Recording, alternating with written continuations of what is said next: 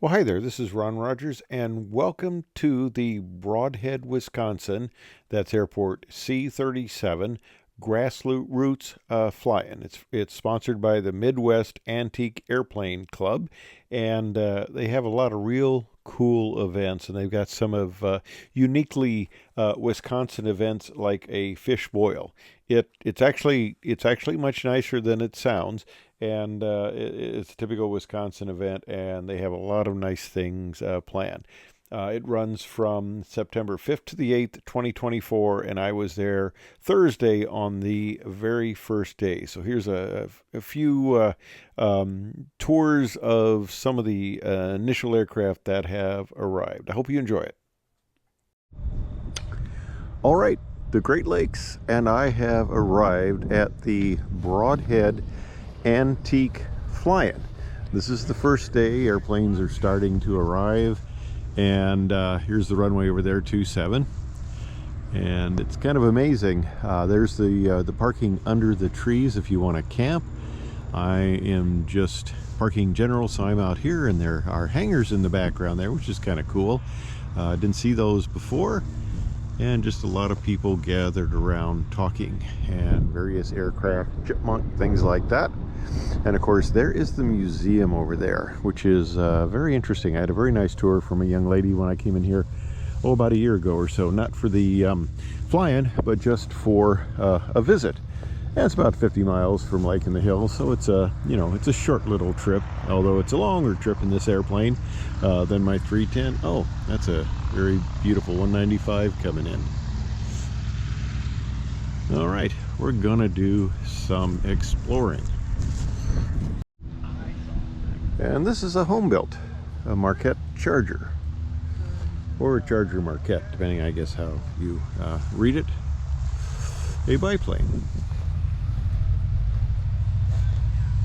I would say similar to the Great Lakes, but then again, biplane, tandem, which is what they mostly are. They'll all be similar.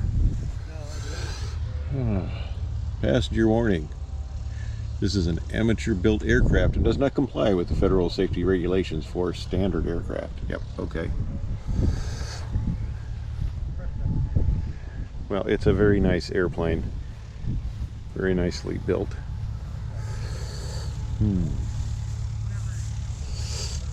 No lift and no push.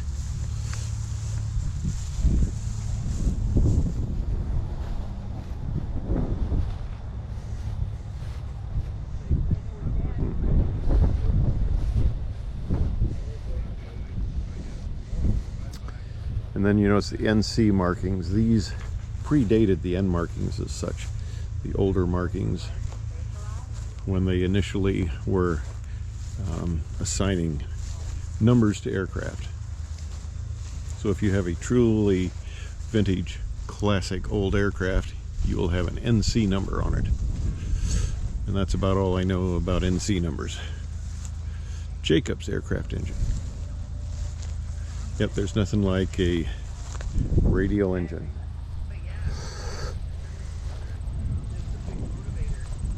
And a Waco. I'm not sure which one. They have a very interesting naming convention. I got a whole sheet on it. It depends on engines and all sorts of airframes and all sorts of stuff.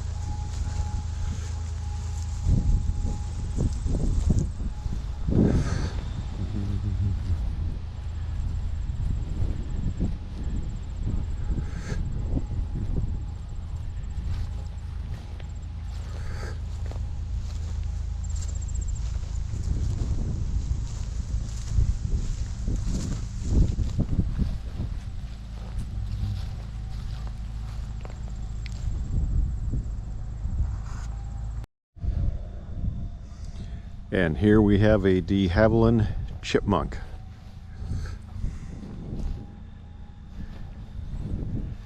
With the inverted engine.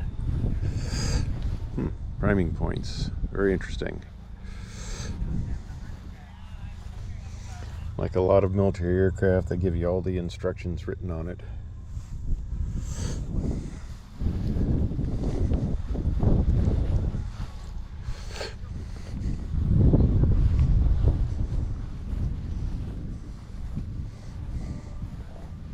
Somebody one time joked about that must be how you fly the airplane, because they give you all the instructions. Oh, first aid kit under there? That's interesting. Yep.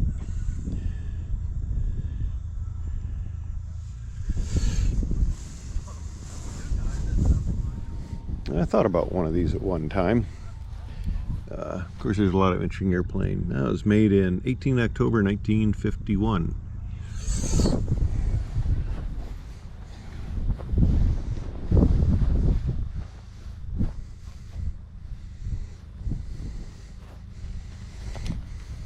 I'm glad they say no step, because it sure looks like a step.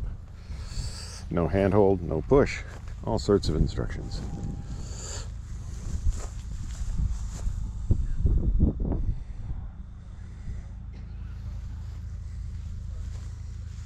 And of course, a Waco.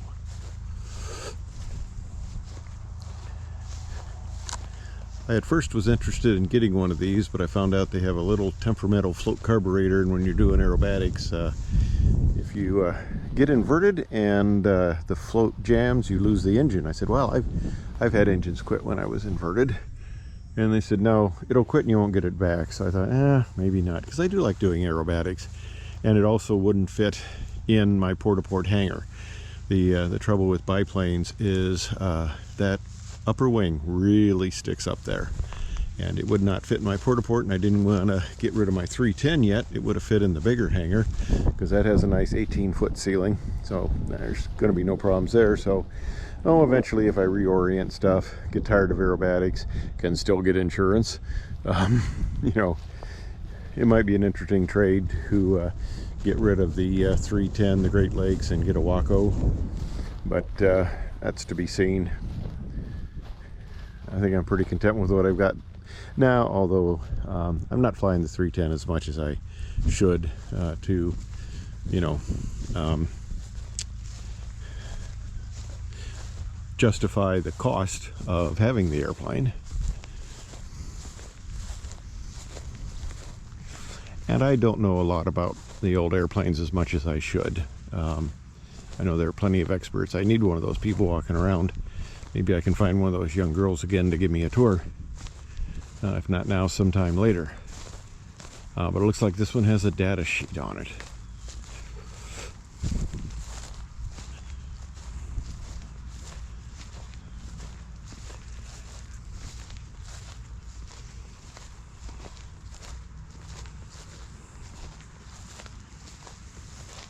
Oh, those are big tires. Of course, a lot of these airplanes operate off of very unimproved airfields, so it's not surprising, but it's got the nice struts like my Great Lakes. And this is a Waco ASO with a Jacobs aircraft engine.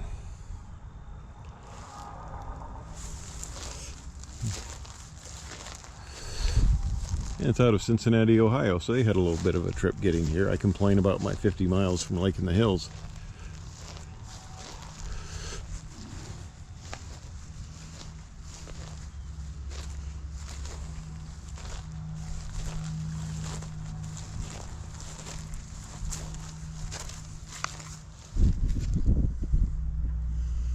You know, the person in the front seat, the passengers don't get any instruments.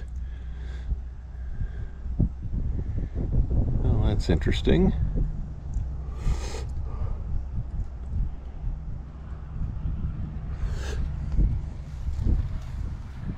And there's the museum.